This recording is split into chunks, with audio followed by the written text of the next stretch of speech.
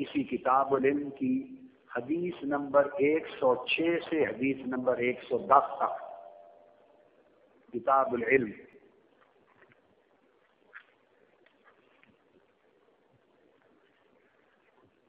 باب نمبر 39 ہے کتاب العلم کا. امام بخاری نے باب قائم کیا باب اسم من کذب علی النبی صلی اللہ علیہ وآلہ وسلم. باب اس موضوع پر کہ اگر کوئی معاذ اللہ حضور علیہ الصلوۃ والسلام پر جھوٹ باندھے، کوئی جھوٹ منسوب کرے آقا علیہ الصلوۃ والسلام کی طرف، اس پر باب قائم کیا ہے امام بخاری نے. اور اس باب کے تحت احادیث لائے ہیں، اور حدیث نمبر 110 اس باب کے تحت میں بیان کر رہا ہوں جو عقیدہ کے موضوع پر ہے. آقا علیہ الصلوۃ والسلام کی حدیث عن ابی ہریرہ رضی اللہ تعالی عنہ عن النبی صلی اللہ علیہ وآلہ وسلم قال تسموا باسمی ولا تقتلوا بکنیتی ومن رعانی فی المنام فقد رعانی فإن الشیطان لا يتمثل في صورتی ومن كذب علی متعمدا فلیتبوأ مقعده من النار. تو یہ حدیث کا جو آخری حصہ ہے من کذب علی متعمدا، اس کو امام بخاری نے ترجمۃ الباب بنایا. اب آپ سمجھ گئے. اب یہ ترجمۃ الباب ہوا، اور جو حدیث ہے آقا علیہ السلام نے فرمایا لوگوں تمہارے بچے ہوں تو میرے نام پر نام رکھ لیا کرو، میری کنیت پر کنیت نہ رکھا کرو. کنیت ابو القاسم، ابو القاسم کی کنیت نہ رکھا کرو. محمد نام رکھ لیا کرو. تو نام محمد رکھنے کی ترغیب دی، اور ابو القاسم کی کنیت سے ترغیب فرمائی، منع فرمایا. اور پھر آقا علیہ السلام نے فرمایا 3 جز ہیں اس حدیث میں. فرمایا فإن الشیطان من رعانی فی المنام فقد رعانی، جس نے مجھے خواب میں دیکھا بس اس نے مجھ ہی کو دیکھا. یہ حدیث آقا علیہ الصلوۃ والسلام کی بیان ہوئی. اس سے جو بات ثابت ہوئی وہ یہ کہ امام بخاری اس حدیث کو کتاب العلم میں لائے ہیں. کتاب العلم میں من رعانی فی المنام فقد رعانی، اس کا جوڑ کیا تھا، مطابقت کیا تھی؟ ایک تو ثابت ہوا کہ خواب حق ہوتے ہیں، دوسرا ثابت ہوا کہ خواب میں آقا علیہ الصلوۃ والسلام کی زیارت کا ہونا حق ہے. 2 مسئلے ثابت ہوئے. اس کا انکار اور تکذیب قطعاً ممنوع ہے شریعت میں. اس کو کتاب العلم میں لانے کا سبب یہ ہے کہ امام بخاری بتانا چاہتے ہیں کہ علم کے مختلف ذرائع ہیں، ان میں سے ایک ذریعہ خواب بھی ہے.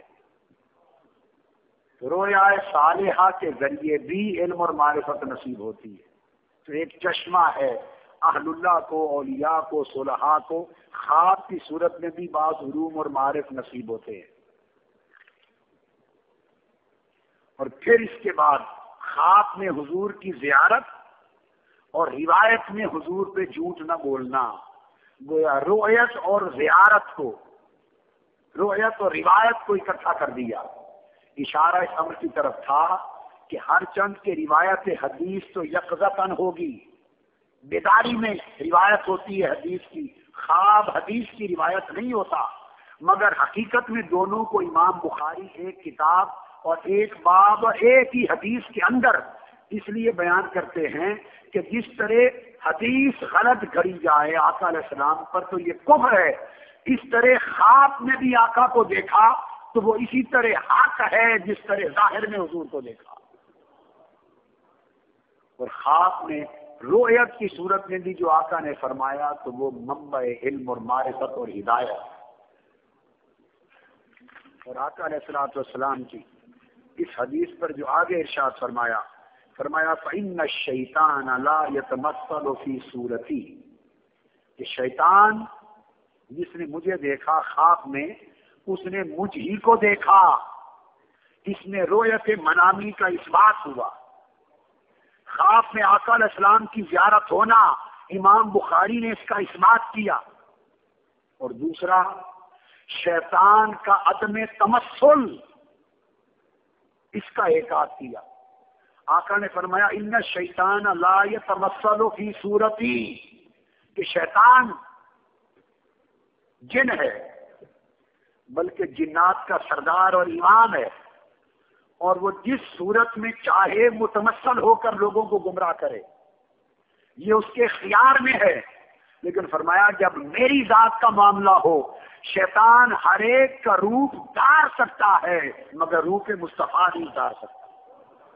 یہ دوسری بات بیان فرمائی کہ شیطان حضور علیہ السلام کا روپ نہیں دھار سکتا۔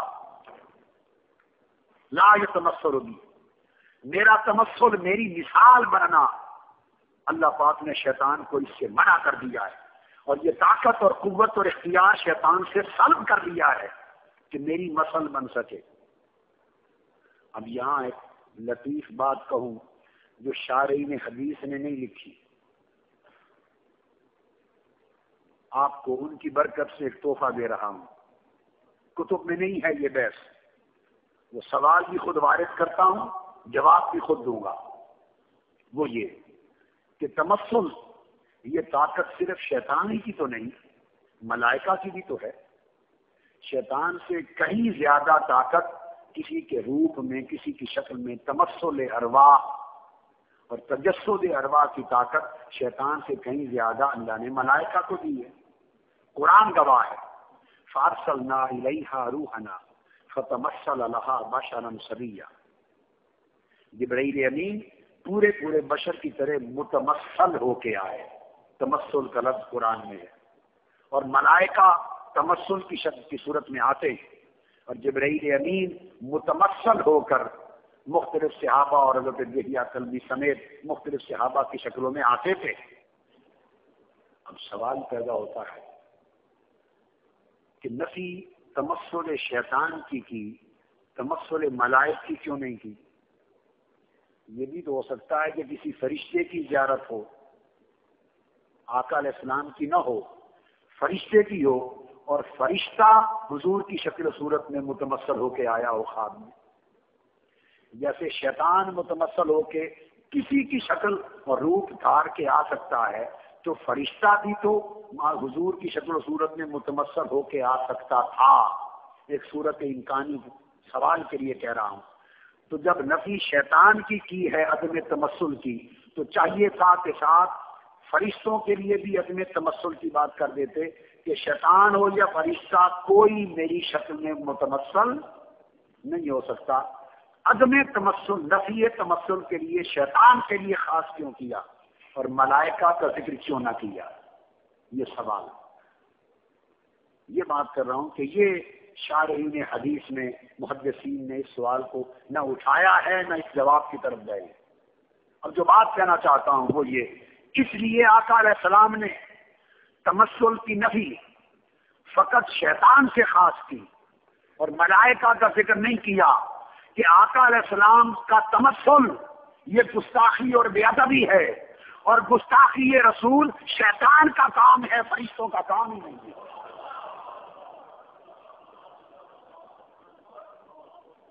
رسول کی گستاخی یہ عقیدہ شیطان کا ہے، یہ عقیدہ ملائکہ کا ہے ہی نہیں۔ ملائکہ کا عقیدہ سراپا ادب ہے۔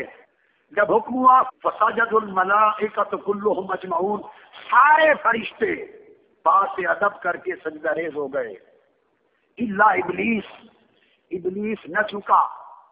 پوچھا ما منعک ان تسجد اذا امرتک، اللہ تسجد اذا امرتک، شیطان جب میں نے حکم دیا اس پیکر نبوت کے سامنے ادب اور تعظیم کے اظہار کے لیے جھک جاؤ تو تم کیوں نہیں جھکے؟ تو شیطان نے جواب دیا لم اکن اسجد لبشر، وہ پیغمبر تھے، نبی تھے، اس نے کہا یہ بشر ہے اور میں بشر کو سجدہ نہیں کر سکتا۔ تو تاریخ مخلوق میں نبی بشر تھے، اور کوئی نبی بشریت سے خالی نہیں ہے۔